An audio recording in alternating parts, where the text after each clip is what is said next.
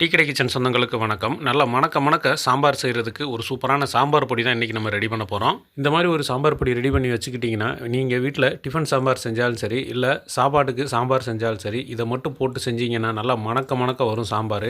கண்டிப்பாக இந்த மாதிரி ஒரு சாம்பார் பொடி ட்ரை பண்ணி பாருங்கள், சூப்பராக இருக்கும். வணக்கம், நீங்கள் நம்ம டீ கடை கிச்சனில் சூப்பரான ஒரு சாம்பார் பொடி செய்ய போகிறோம். அந்த சாம்பார் பொடி செய்கிறதுக்கு அடுப்பில் கடாயை எடுத்து வச்சிட்டோம். அடுப்பை தச்சாச்சு, கடாயை சூடாகிட்டு இருக்கு.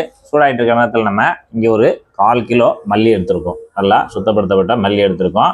விதை மல்லி ஒரு 1/4 கிலோ எடுத்து வச்சுருக்கோம். அதை நம்ம கடாயில் சேர்த்துக்கலாம். இது வந்து நாட்டு மல்லி, இந்த கம்பெனி மல்லி எதுனாலும் எடுத்துக்கலாம். இப்போ இதை மீடியமான ஹீட்டில் வச்சுட்டு இந்த மல்லியை நல்லா மணக்க மணக்க வறுத்து எடுத்துக்குவோம். மல்லி பார்த்தீங்கன்னா ஒரு 3 நிமிஷம் அப்படியே மிதமான சூட்டில் நல்லா அப்படியே மணக்க மணக்க வாசமாக வறுத்து வந்துருச்சு. இப்போ அதை அப்படியேவும் இங்கே நம்ம அகலமான தட்டு வச்சுருக்கோம். அதில் நம்ம தட்டி ஆற வைக்க போகிறோம். தட்டியாச்சு, நல்லா ஆறட்டும்.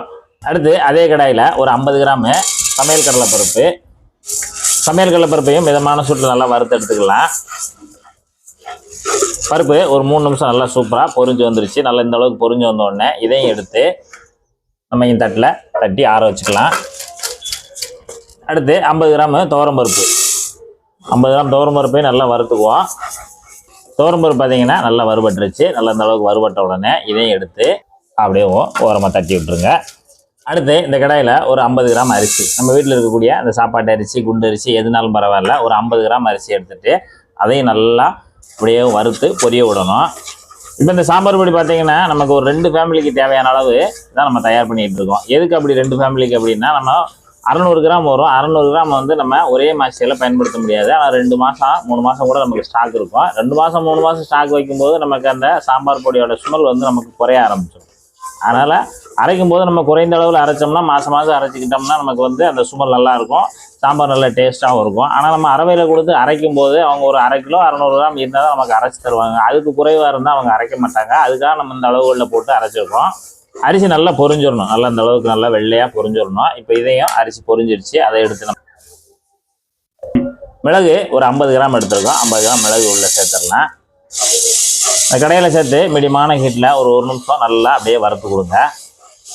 மிளகு அப்படியே ஒரு 1 நிமிஷம் வறுபட்ட உடனே இங்கே ஒரு 50 கிராம் ஜீரகம் வச்சுருக்கோம். அதையும் நம்ம உள்ளே சேர்த்துடலாம்.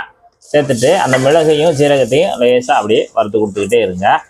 சட்டி சூடாக இருக்கிறதுனால அப்படியேவும் இது 1 நிமிஷம், அது 1 நிமிஷம், 2 நிமிஷத்தில் நமக்கு நல்லா பொரிஞ்சு வந்துருச்சு. இப்போ நம்ம இதையும் அப்படியேவும் தனியாக தட்டில் தட்டிடலாம். அடுத்து ஒரு 25 கிராம் வெந்தயம் எடுத்துருக்கோம். அதை 25 கிராம் வெந்தயத்தையும் உள்ளே சேர்த்துடலாம்.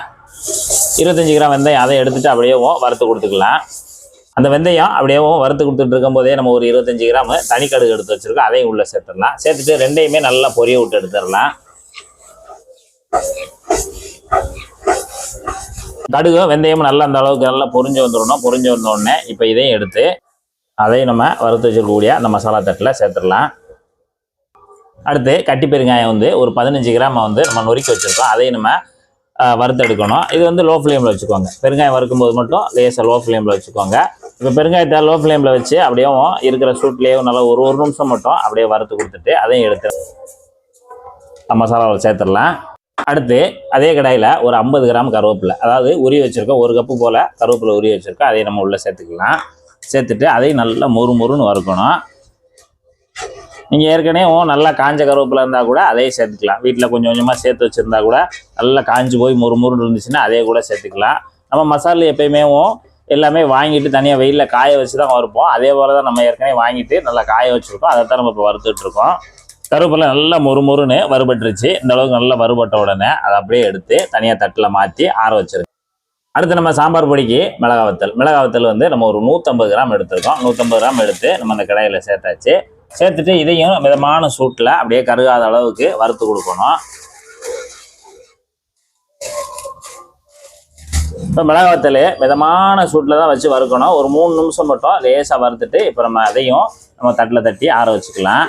இப்போ இதுக்கு தேவையான மஞ்சள் நம்ம விரலி மஞ்சள் தான் எடுத்துருக்கோம். ஒரு 25 கிராம் எடுத்து நொறுக்கி வச்சுருக்கோம். அதையும் நம்ம உள்ளே சேர்த்துடலாம். சாம்பார் பொடிக்கு தேவையான பொருட்கள் எல்லாத்தையுமே வறுத்தாச்சு. நல்லா ஆற வச்சுட்டு மொத்தமாக எல்லாத்தையுமே கலந்து கொண்டு போய் அரவையில் கொடுத்து நம்ம இதை அரைச்சி எடுத்துகிட்டு வந்துடலாம். இப்போ சாம்பார் பொடி நல்லா அரைச்சி எடுத்துகிட்டு வந்தாச்சு. எடுத்துகிட்டு வந்ததை நல்லா ஒரு பெரிய தட்டில் போட்டு ஆற வச்சுக்கலாம். ஆற வச்சுட்டு நம்ம எடுத்து ஒரு டப்பாவில் அடைச்சி வச்சுக்குவோம். இதே மாதிரி ஒரு சாம்பார் பொடியை நீங்களும் செஞ்சு பார்த்துட்டு மறக்காமல் எப்படி வந்ததுங்கிறத கமெண்ட்டில் சொல்லுங்கள். நன்றி, வணக்கம்.